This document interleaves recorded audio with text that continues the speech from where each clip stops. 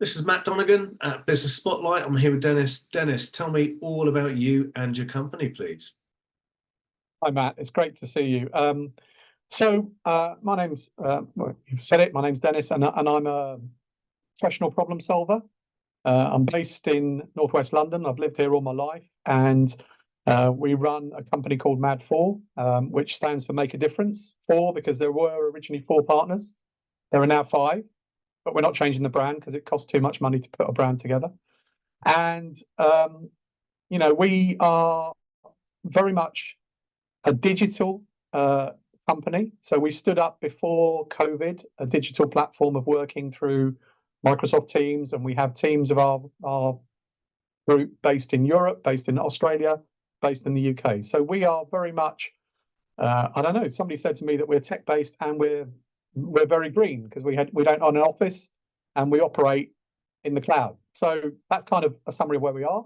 You and I met at a Watford Network My Club event, I believe, earlier this year, and we had a very interesting conversation around a number of topics.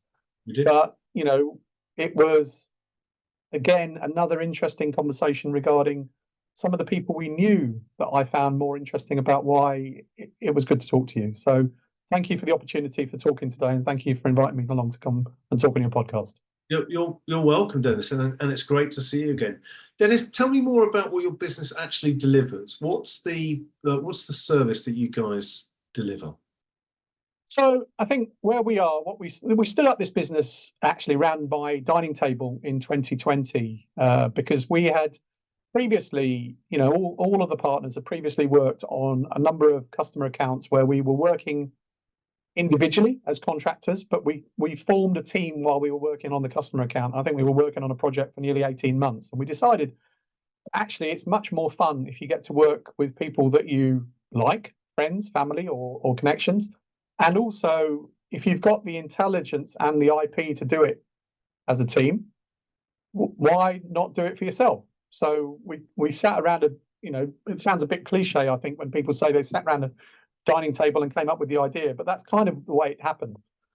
Unfortunately, what then happened was COVID, which kind of scuppers the best ideas of starting a business. But our DNA is to be able to offer procurement as a service out of the box, an outsourced team that can look at your procurement, your supply chain, your buying strategies, look at the risks, look at the commercials, understand your customer profile, and then understand what you need in today's challenge around a just-in-case supply chain as opposed to a just-in-time supply chain. So, and what underpins our approach in procurement as a team is that we have a very strong financial partner within the team, ex-accountant and commercial director. And we also have a finance director, again, ex, who brings that commercial lens to every project. So we understand how to generate savings and benefits that flow into a company's P&L. So where is it going to materially differently add value? So does it affect your shareholders or does it affect your investors? So we have a very strong background in that space, and we underpin it, Matt, with a very strong project management approach to everything we do. So we run a PMO mentality. Okay, so management consultancy focused on procurement and operations. Would that Yeah. sort of condense it down? Brilliant. Which are your sweet spot? Give me a case study of who you would really benefit. Who do you really add value to?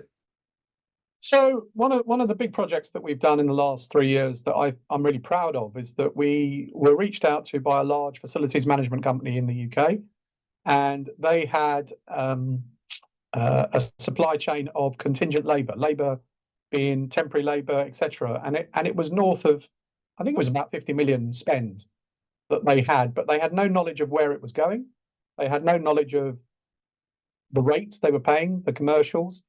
It had just grown out of the back of their requirements during COVID to support their existing customers. And their customers were banks and other organizations. So they were just throwing money to support cleaning services, facility management services, et cetera, et cetera. And our approach was to get under the skin of their data and to put a team in on the ground to look at that data and to spend time getting into that data to understand what information could we attribute it, how much of that spend was trackable, and how much of it was just falling into a bit of a black hole, where they were just paying invoices for the sake of it. And then once we did that sort of due diligence and delving into the data piece, we then started to put together a bit of a strategy for the customer around things that they could do differently, whether they wanted to continue with their current suppliers or whether they wanted to go to market and change things up, and put together effectively a labour supply strategy for them post-COVID to help them manage risk and to reduce cost. And we then went to market for them on a tender process for something like 6 months, and interviewed and went through a complete RFP process for them, and they outsourced it all to us. So we were delivering that piece of work, and then we brought it back to them from a leadership point of view to we made our recommendations, because again, as an external team, we're looking at it independently. We're looking at the market. We're not looking at it from a trends or an investment point of view. We're looking at it purely on a risk-based, cost-based approach, and what's best for your strategy for the next 3 to 5 years. So we were very much looking at it independently, and luckily, or part of our DNA is to work very closely with the CEO and the CFO at leadership level within the organisation. They may not be directly asking us to do the work, but part of our DNA is to be able to report to board, and we reported our findings and our recommendations, and put together a plan to onboard a new supplier and manage an existing supplier and reduce cost. So it took us something like 18 months as a project, and I think they, they were we probably had about 10 people working intermittently or on it over that time, but the end result was a good result for the customer. They had a new supplier with a new digital framework and platform that was good. They maintained an existing supplier that had got better commercials, and they had a process put in place so that they could control the spend and manage the cost. And that was a big piece of work that we undertook as an SME, but it was one that we really threw ourselves into and brought in the right resources when needed. Yeah, so you're delivering for large corporations. So when I look at the sort of different sectors that might apply to, is there a sweet spot sector, or is there one particular sector you'd love to work with? Tell me about that. So I think, Matt, that's really interesting. We see the challenge, but if you just take the labour procurement problem for now, we see that problem sits well within any space such as facilities management, where there's a lot of onboarding of people at very short notice, and then there's you might lose the contract.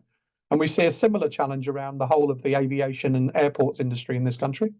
Okay. So, we've been invested now for nearly 18 months in being part of the British Aviation Group, which is the trade body for airports and aviation in this country. And our insights and our work with them has allowed us to learn what, if you take the big airports, if you take Heathrow, Stansted, Gatwick, Luton and Birmingham as examples of airports that we've been to, we've listened to their respective plans for the next 3 to 5 years. We've listened to their investments, and all of them have got massive projects planned because their customer numbers have rebuilt back to numbers for pre-COVID now. So that recovery has happened, but they've lost a lot of intel, a lot of people, as we all know, that left the industries at that time. The IP that is lost is significant. So they're still playing a very significant game in terms of supply chain of labour, talent, and skill, because there's a huge amount of technical skill required in the airports industry, and that doesn't just happen overnight. The time it takes to recruit, even if you think about it, the time it takes to recruit a security operative to sit on a podium, it's our estimate is it's 16 weeks just to do the compliance checks for somebody to come through the door. Wow. Followed by a minimum of training of at least 9 months before they're allowed to be on their own on a podium, for example. So you're talking a significant investment of time and resource to fill what people might think is quite not a job that, and we're not talking about pilots here, all right? We're talking about really, really important people that's looking at terrorism, looking at frontline health and safety, looking at security. But the process behind all of these things is incredibly long in terms of the recruitment process. And we think there are some things that we believe that the operators need to think about differently. The industry has changed, and they need to think differently about where they're sourcing people from, because their traditional methods are not going to necessarily fill the gap that's been left, both because of Brexit and because of COVID. We don't talk about the B word anymore, Matt, as I'm sure you've realised over the last few months and years. But the reality is both of those things happened in 2020. So it was almost like a double hit for this country. And a lot of industries, particularly in this labour space with airports, and I think construction has a similar problem. You know, they've lost a lot of people, and they don't necessarily have that bottom flow in at the bottom end that allows the development and the talent pool to go upstream. Yeah, we work with businesses in every single sector, and two of the I wasn't aware of airports, although it makes enormous sense. But if you look at, well, say 3 different sectors that have really been affected would be care, construction, hospitality. Just those 3. When we speak to businesses in those particular sectors, every single one of them, what's your number one challenge? People. It's right across the board. So yes, I can see how that would translate, but I really wasn't aware that it's over a year. I mean, it's 11 months, what you just described to me, for something that I'm sure most of us will look at and think it wouldn't have taken long to put that person in post, but clearly we're wrong. Or I'm wrong.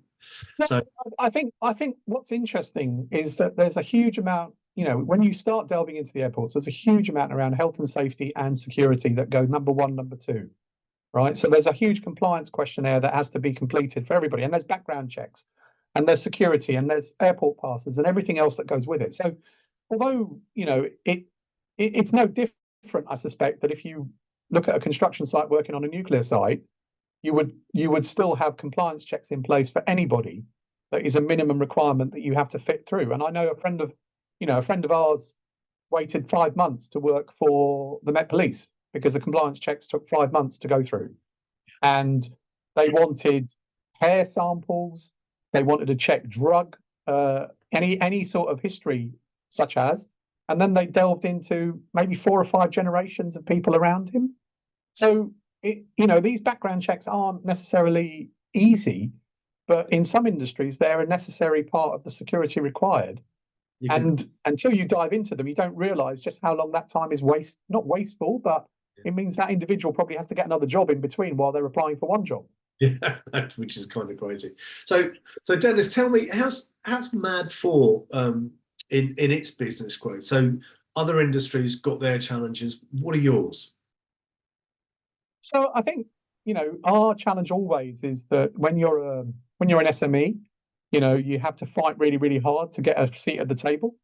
And then when you get at the table, you have to compete, you have to stick your elbows out a little bit, or you have to be able to prove to people that you're not a threat, but actually you're going to be complementary, or you're going to be supportive, or you're going to bring a different angle to the problem. Because when you're, because we're digital, we're a very agile business, so we can pivot quite quickly. We can stand up a team over the course of a weekend of resources, where other people might take 2 weeks to even think about how they're going to find people. We have, one of the strengths of Mad4, and one of the strengths that I think I bring to the team, is that I really value long-term relationships.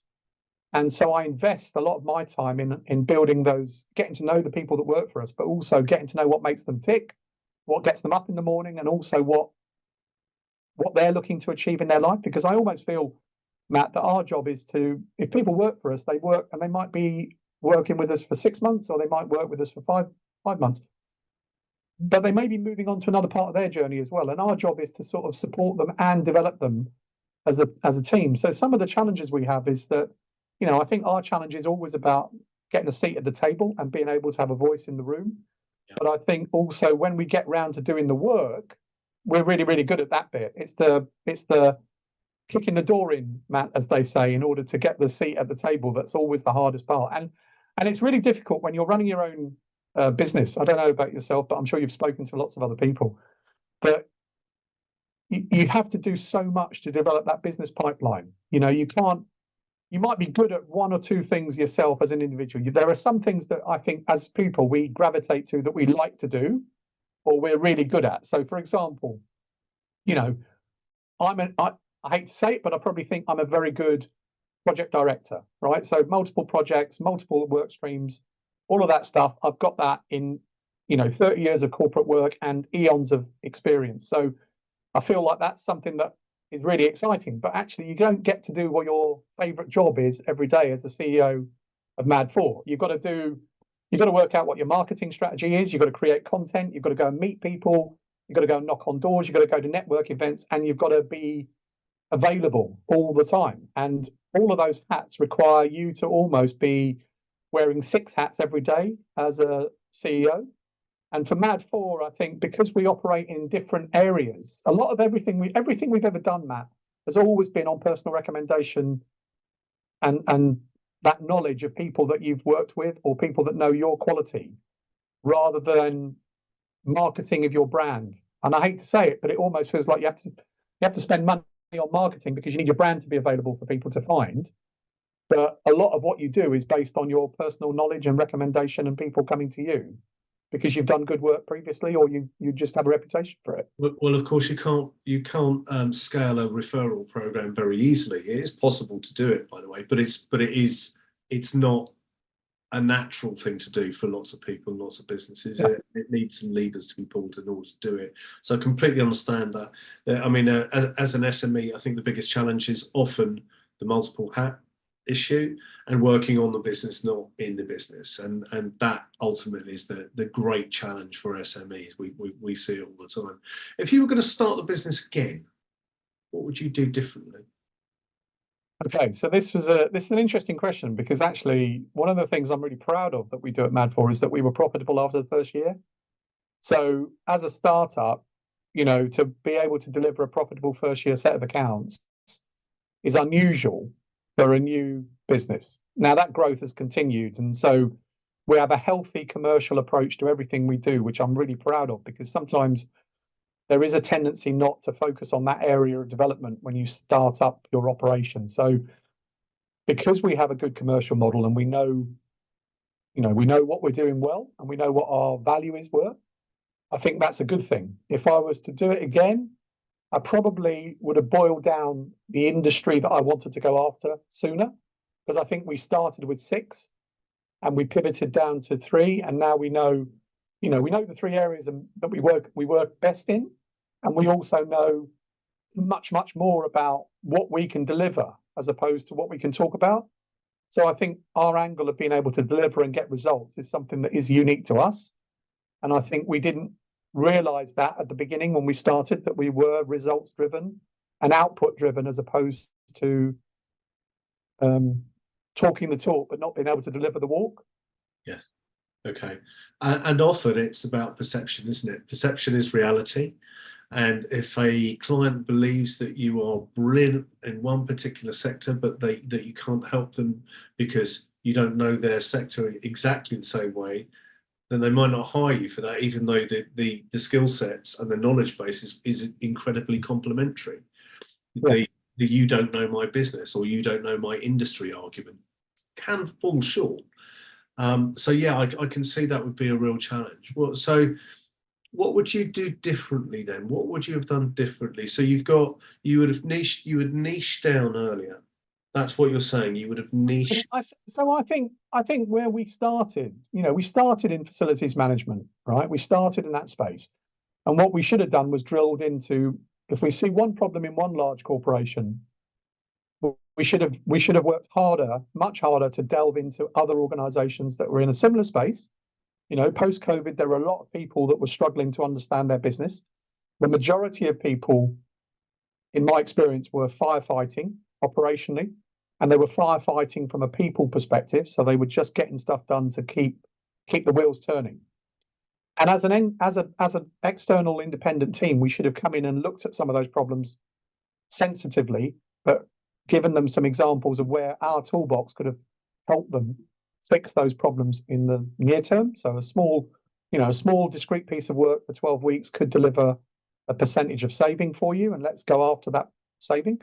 And then the secondary piece of work would probably be, right, now, is there a procurement strategy that you want to start to put into place that supports your procurement team, not instead of, but complements? And I think those are the areas that I think, on reflection, if we were to do it again, would probably be the area that we should have mined harder and worked harder in as a team.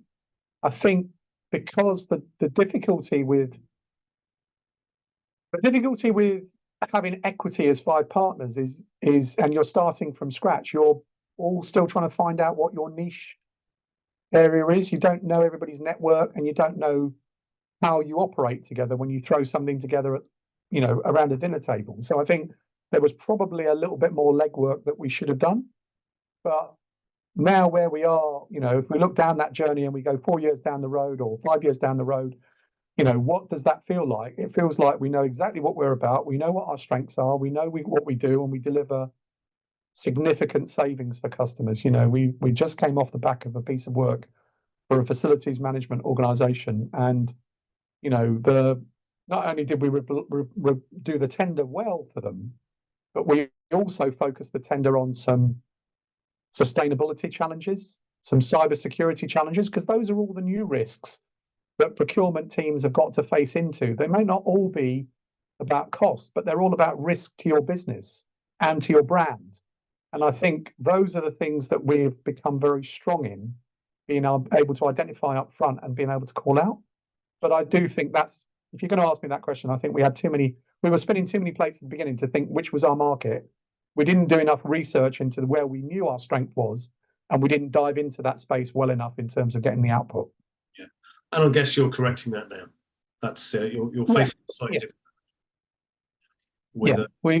I think the one healthy thing about Mad4 is that, because of my background in, I suppose, corporate governance and corporate delivery of large projects, we've always had a robust internal way of working. So we have quarterly board meetings as a collective. We look at the last 12 weeks and we look forward for the next 26 weeks. So we're not remiss of pivoting and changing our strategy midterm, rather than having to say we've committed to this and we're going to carry on with this forever because that's the answer. Because I think that's also something that businesses can pick up on in this kind of environment we're in now. You've got to be able to be quite agile on your feet and in your thinking, rather than just sticking to what you've always done, because sometimes that's changing and you need to be able to move with that as well, I think. And that's an agility thing that large corporates don't necessarily have, but smaller SMEs can bring that into the mix and bring new ideas in.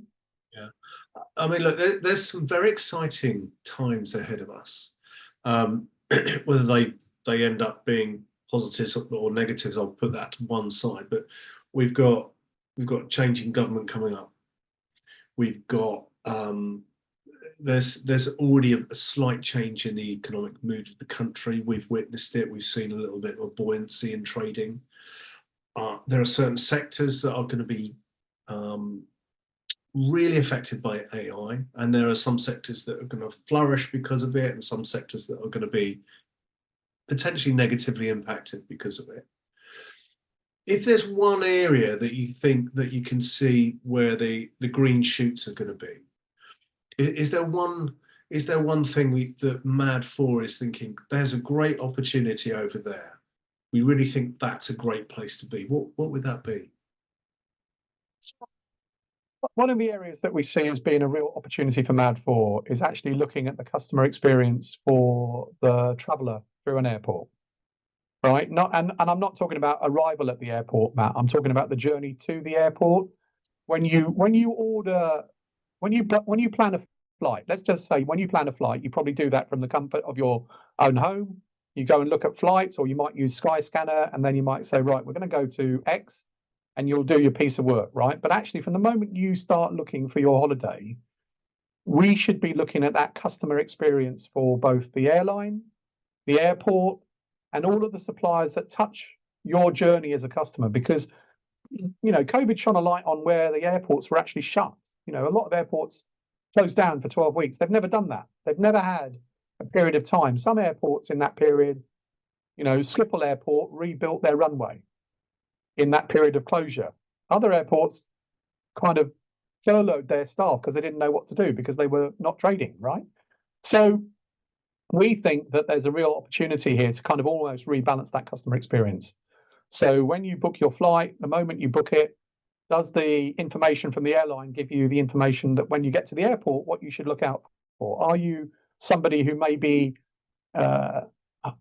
partially sighted or hard of hearing or neurodiverse. Are we accounting for the entire customer journey to make customers really feel connected and easy so that they're having a great experience? Mm-hmm. And are we using the technology that's already around us to make their experience simpler and easier? So I'll give you an example. How many apps do you think you need for the average journey through an airport to, let's just say, a 4-hour destination away from the UK? 4, maybe? Yeah. You're not bad, so 4 apps. You might need a Addison Lee for your transport to the airport, or a TfL app to get you to the airport if you're London based. You're going to need the airline app. You're probably going to need the airport app. And then you might need your TripAdvisor or whoever, right? So you've got like 4 apps on your phone that you're trying to coordinate with. Well, surely there's got to be a way to make that customer experience and journey a little bit simpler, because your phone has now become the default place where you hold all your relevant travel information. Yeah, I know you don't at the moment hold your passport on there, but your boarding pass and your hotel booking and everything else is probably connected. So what is the possibility of actually making, for the percentage of customers that are very tech savvy, how could you help make their experience 10% better from a joined up bit of approach? And if we could do that with Luton Airport or with Birmingham Airport, we think we could add significant value to the time for the customer to be able to shop food and beverage and to shop in the post-security areas. We think there's opportunity to order your coffee and breakfast before you get to security and collect it, because you and I both know that Deliveroo has blown up because of COVID, and so why can't we apply that to pre-ordering food so you're not standing in another queue? Could you reduce the numbers of queues for people? Could you make it easy? Could you make it easy for people to see where the toilets were? Could you make it easy for people to understand if they need to have a rest because it's a quarter-mile walk, how long that really takes to get there? Because there's data available to tell you 10 minutes if you're running is not really 10 minutes, is it? Come on, if you've got to get to gate, how do you make it simple? So is there a way of mapping that, both from the outbound journey for the customer? Do you remember which car park you parked your car in when you get to Luton? Which bay? Or wouldn't it be great if it actually collected that information and reminded you when you landed, hang on, I'm parked in the blue car park and this is my Kate number. So I think there's some stuff that we can help businesses and airports and the customer experience be just a little bit better. So that, and it means that those customers that aren't interested in tech, Matt, can still have the walk-on service. They can still have, because the issue that I think happens here is that all of these areas are under-resourced. And so you need to use the tech in a complementary way to support those customers that are satisfied with using tech and allow those customers that still want a traditional walk-on service to be able to have that. We've seen the supermarkets have pivoted that journey for us. If you think about your customer experience today, when I worked for Sainsbury's, we rolled out supermarkets with, scan and go and self-checkout and all the rest of it. And everybody thought it was horrible. But today, 10 years down the road, it's quite normal that you would expect to be able to self-manage yourself in a supermarket environment, right? Because their resources disappeared, right? If you travel in London, you've been contactless for how long? So when you look at some shopping environments, you literally go in, pick the item up and walk out. You don't even have to engage with the salesperson at any time. You literally collect and go, which is it has changed. And I think it's quite inspiring actually, because when you were describing this, one of the thoughts I had was the volume of data, the value of the data that resides in that ties together the entire commercial opportunity, if you like, which the airlines have been doing for a very long time. So that's absolutely fascinating. So let's come away from that for a minute, because you've got my head spinning a little bit there, Dennis.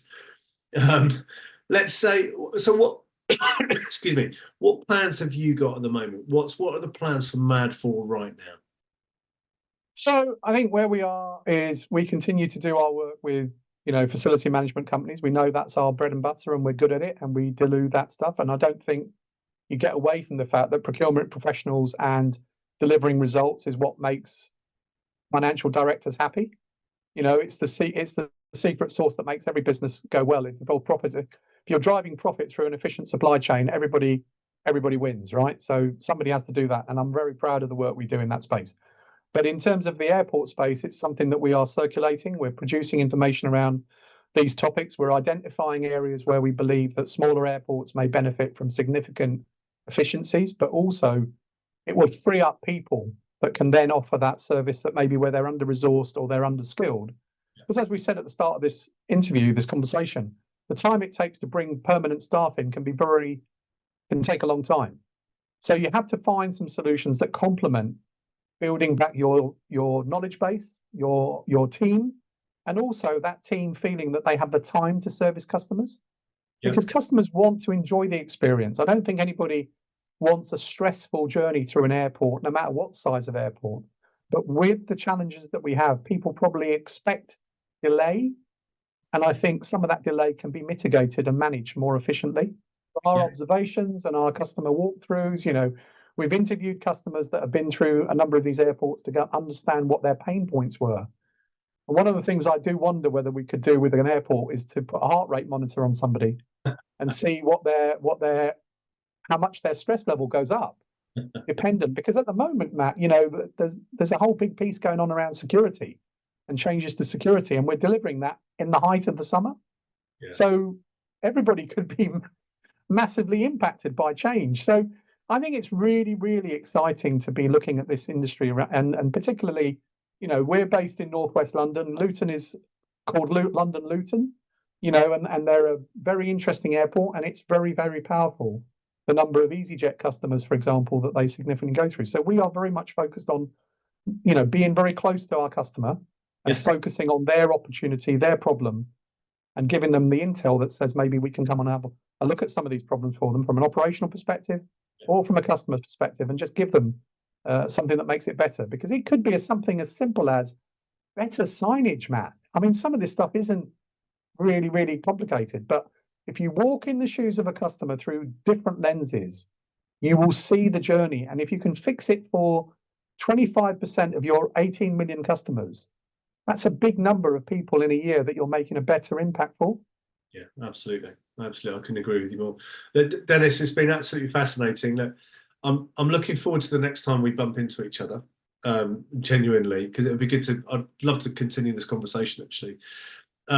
It's been fascinating speaking to you. I'm fascinated to hear where you guys are going to go next, because it sounds like the solutions, even just for that one particular sector, are going to deliver fantastic results. And I want to see how Mad4 are developing as a business, as a partnership.